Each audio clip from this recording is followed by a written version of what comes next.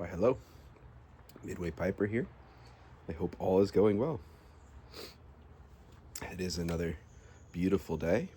It's about 60 degrees. Very, very pleasant.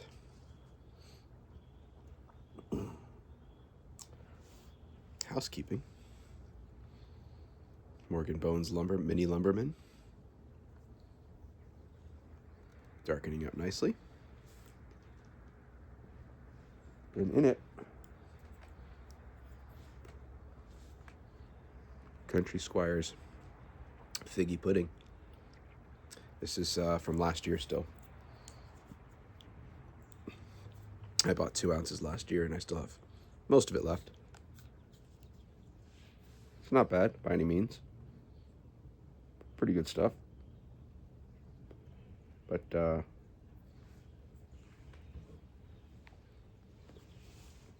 generally not feeling too much of an aromatic person most of the time, so I don't reach for them all that often. But I've seen a couple others of you have broken out your figgy pudding already, so why not? So today I want to talk about a concept from Psychology of Money by Morgan Housel. Now,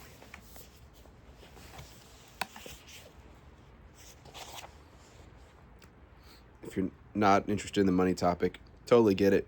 This applies. It's not just about money. Obviously, it's one of the references here in this book, but it applies to just about everything. And it's I'll read this first little paragraph to you before we dive in a little bit more on it, but it's sort of a good summary of what's to come.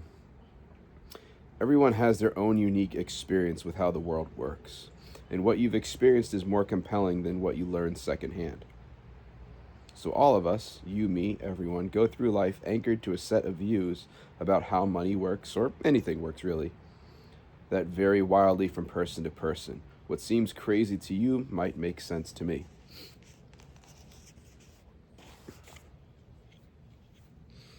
Every time money is mentioned here, you could replace whatever you want in there. Political beliefs, all of it. It's all here, right? And I know, precious little snowflakes, got it. Everyone's unique, got it. There is some validity to the statement, though. No two people live the exact same life. And everyone has been brought up a different way, has gone through a different set of circumstances growing up in their life. Their parents raised them differently, all these things. Or their parents didn't raise them at all. So that's something that we'll continue to discuss. But one other thing that he often talks about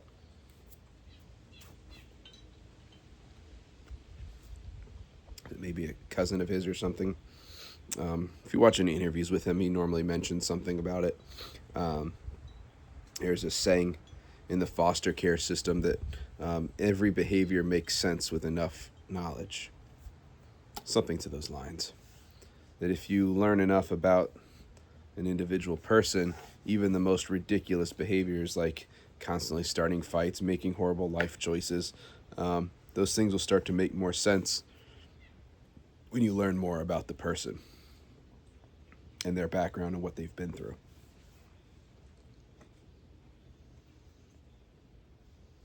So,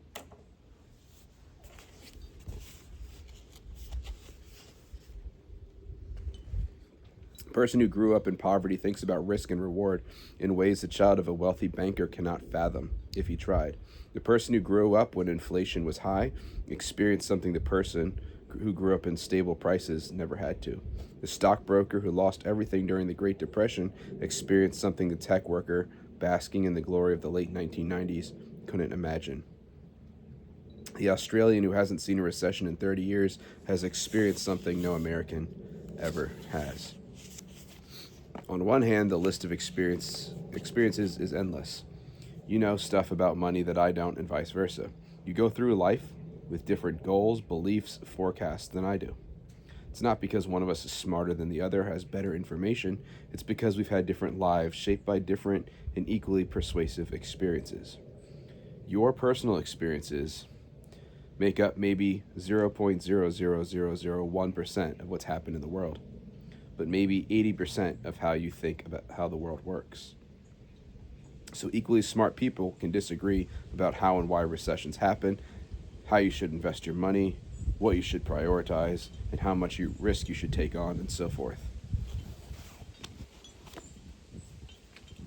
So, again, sort of want to reiterate that obviously he's just sort of making up numbers there, but your total life experiences are maybe 0.00001% of all lived experiences, but they make up the majority of what you believe, what makes up your personality, your ideologies on things.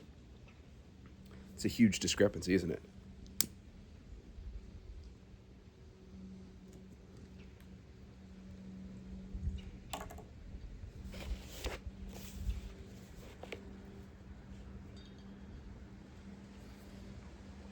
This is an interesting sort of historical thing. In his book on the 1930s America, Frederick Lewis Allen wrote that the Great Depression marked millions of Americans inwardly for the rest of their lives. But there was a range of experiences. 25 years later, as he was running for president, John F. Kennedy was asked by a reporter what he remembered from the Great Depression. He remarked, "I have no first-hand knowledge of the Depression. My family had one of the great fortunes of the world, and it was worth more than ever then. We had bigger houses, more servants, we traveled more. About the only thing that I saw directly was when my father hired some extra gardeners just to give them a job so they could eat. I really did not learn about the Depression until I read about it at Harvard." That's crazy. To have lived through that and had no idea what was going on. Now you compare that to somebody else who was alive during the Great Depression, and they starved. They didn't have food. Their adult life was affected by the lack of nutrition when they were children.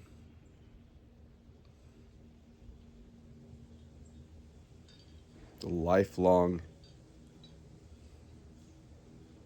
issue based from the Depression. John F. Kennedy had no idea it was even happening. You can't get those two people in the same room and have them be able to agree on things that were happening at the time. It just won't. They both lived through the same event, just very different lives.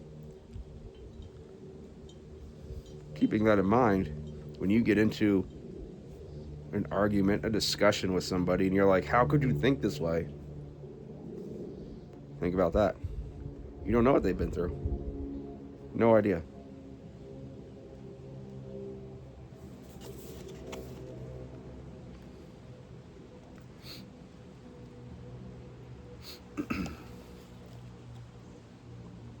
Let's see. I know there was more I wanted to discuss.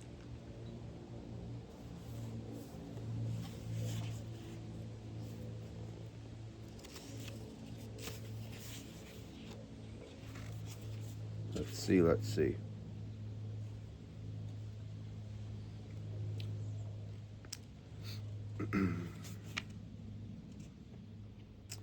All right. A few years ago, New York Times did a story on the working conditions of Foxconn, the massive Taiwanese electronics manufacturer. You probably remember this because it made the news about employees killing themselves jumping off the roof of the building. They made chips for Apple iPhones and such.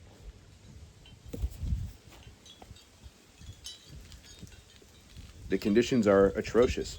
Readers were rightly upset. But a fascinating response to this story came from the nephew of a Chinese worker who wrote in the comments section, "My aunt worked several years in what Americans call sweatshops. It was hard work, long hours, small wage, poor working conditions. But you know what my aunt did before she worked in one of those factories? She was a prostitute. The idea of working in a sweatshop compared to that old lifestyle is an improvement, in my opinion. I know that my aunt would rather be exploited by an evil capitalist boss for a couple of dollars than have her body exploited by several men for pennies. That is why I'm so upset by Americans thinking we do not have the same opportunities as the West. Our government infrastructure is different. The country is different. Yes, factory is hard labor. Could it be better? Of course. But only when you compare to such American jobs.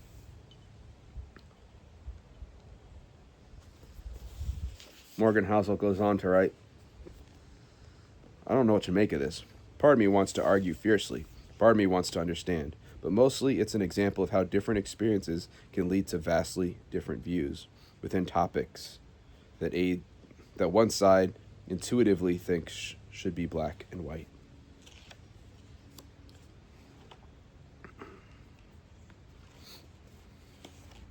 Every decision people make with money is justified by taking the information they have at a moment and plugging it into their unique mental model of how the world works.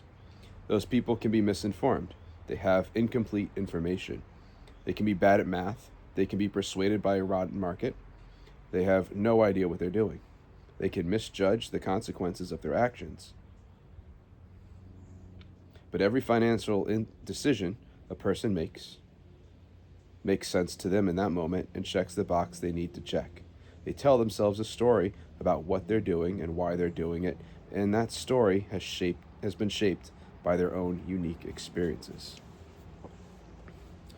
We do create stories about everything, don't we? Decisions that we make, even if we don't want to, even if we're not super confident in those decisions, once we make a decision, a lot of times we will create a story to justify it. If not to ourselves, to other people, because we don't like to be wrong, do we?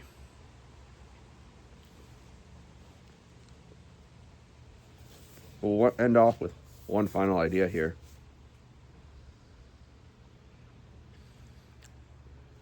It's just talking about lottery, the lottery. Take a simple example, lottery tickets. Americans spend more on them than movies, video games, music, sporting events, and books combined.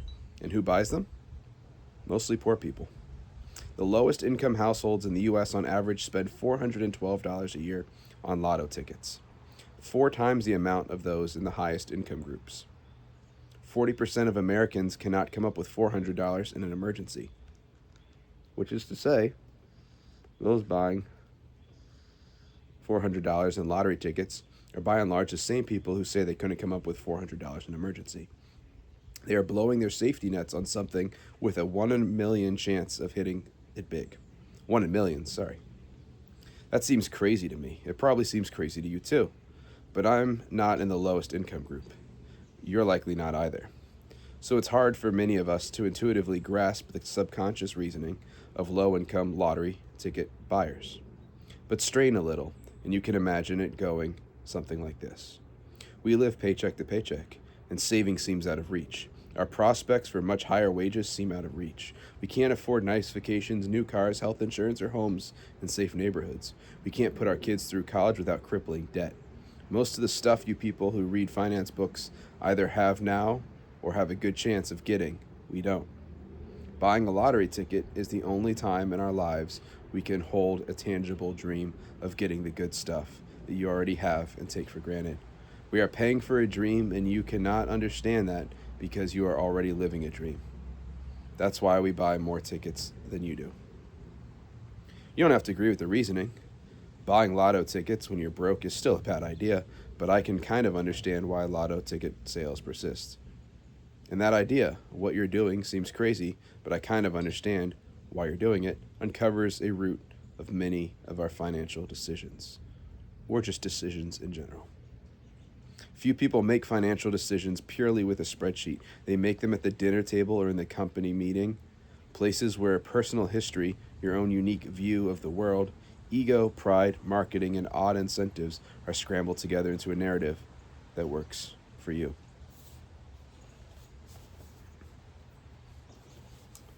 So again, the psychology of money.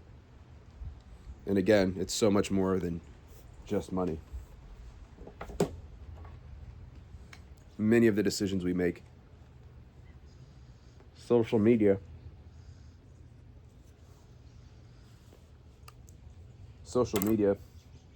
has made it easier and easier and easier for people to just blindly attack each other over everything. Because there's few, if any, consequences to doing so. Makes people feel better about themselves. Most people are convinced that they are right about most things. But reality is that most people are not.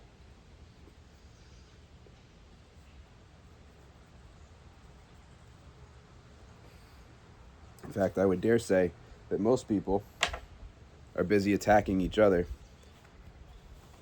because they're not happy with the decisions they've made.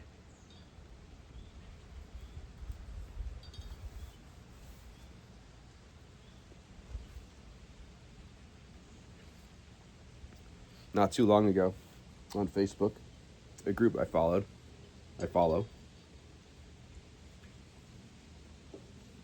posed a question. And the question was along the lines of, what is wrong with, or do you think, something along the lines of, do you think that most of your average Christians are good examples of Christianity? And my answer was no. I don't think so. I don't think so. Because my experience, especially on the, a lot of the self-proclaimed Christians on social media and such, are so busy pointing out the sins and flaws of everyone else.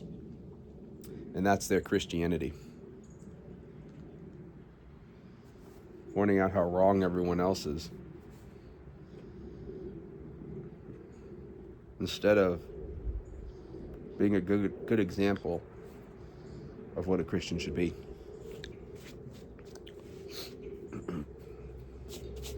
When you're just constantly attacking everyone else, that's not doing anything.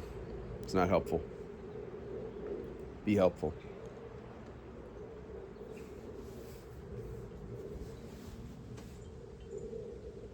Again, you don't know. Everyone's got their different battles.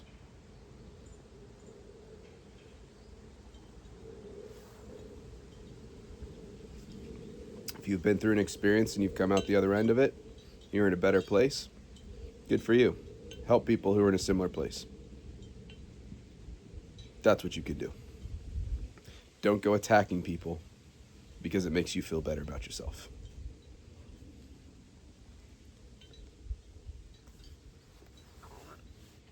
All right. I think that's about it for today.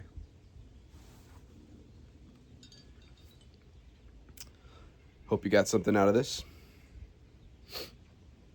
And I'll see you all in the next video. Have a good one. Bye.